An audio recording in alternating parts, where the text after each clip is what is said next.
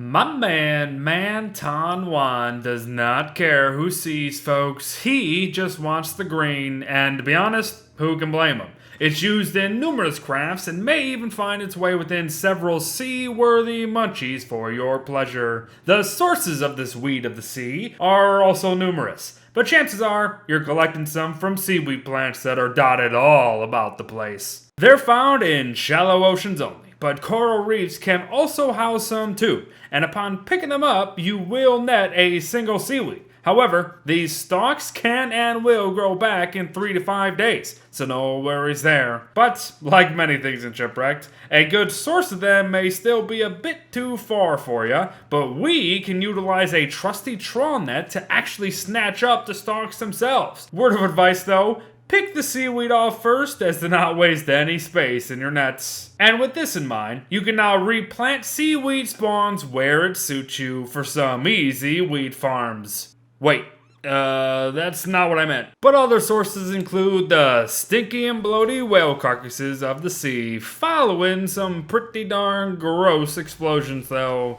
The chest of the depths, of course, can potentially net you 7 to 10 because this thing is frickin' great. Steamer trunks in ship graveyards specifically have a 100% chance to drop at least 3 weed, so say hello to your former crew, why don't you? Or stay away from those who chew, as blue crocodiles have a 20% chance to drop some of the stuff. Take a trip to more morbid grave sites of the boxy variety for a guaranteed seaweed, but this is extremely inefficient, so I wouldn't bother. You can just trawl net in any level of ocean during any season to have pretty darn good chances of snatching up the stuff itself. And last and certainly least, because he's an absolute fat slob, the octopus has a 38.46% chance per every fishy tribute you give. In short, the drugs be flooding the streets. However, we're not even gonna bother with cooked or dry seaweed, as both are lackluster. But do avoid munching on raw weed, as it will hit you for -10 sanity a pop.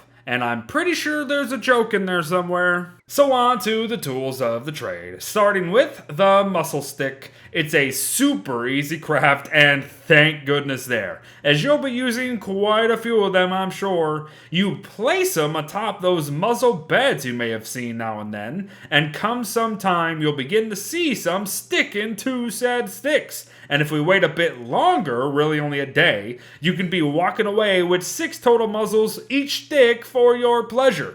This does consume the stick and the actual muzzle spawn itself, but a new one will spawn again, so no worries there. Know what else we don't have to worry about? Poison. Not only do we have the anti-venom as seen here, but we'll even talk specific gear that you'll need to keep you from throwing up everywhere. But this is about as simple as can be, folks. If you're looking a bit worse for wear, then jug a glass of this to cure what ails ya. It is very nice, and you're not very dead from an agonizing death, and that is always a plus. Hey, look, it's our old pal, the seashell suit, everyone, and geez Louise. Seems like every topic we are doing lately is leading to this bloody thing. But as we know, it's not the best choice for combat purposes at 750 durability and 75% damage absorption rates, but once again, you shouldn't just be standing around like a goof, you goof. Its whole deal is that it protects against poisonous attacks from venomous snakes of the jungles, jumping spider warriors of the green and sticky variety,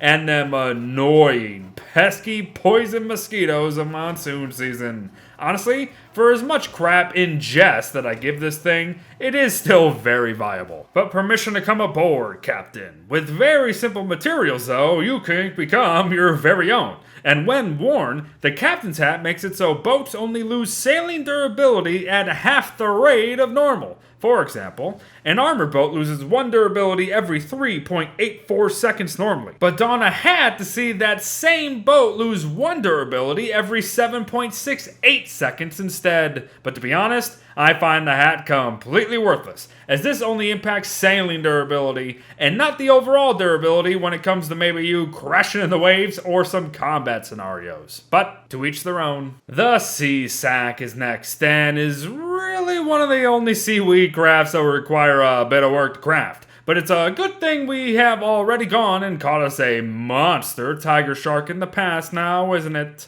It's a backpack with but 6 slots. However, it works like an insulated pack as it will see the spoiling of food slowed for ya. Sadly though, nothing can be said about coolant thermals or ice. Happily though, if you're sea basing, you have yourself an icebox option on the water, and that's fantastic. Not bad at all. Here's the thing about the ball fin palace, everyone. It uses limestone, seaweed, and dorsal fins from ball fins, but only houses a single ball fin, which is really lame, as being able to have ball fin herds at your disposal is one of the funnest parts of Shipwrecked. So you would think having these would allow you to do that, but no. That's only a dream, sadly. It does emit constant light, albeit very small, but there's that. Even though they aren't too special, we do gotta mention seawalls. But even right away, you'll notice these are actually quite expensive, all things considered.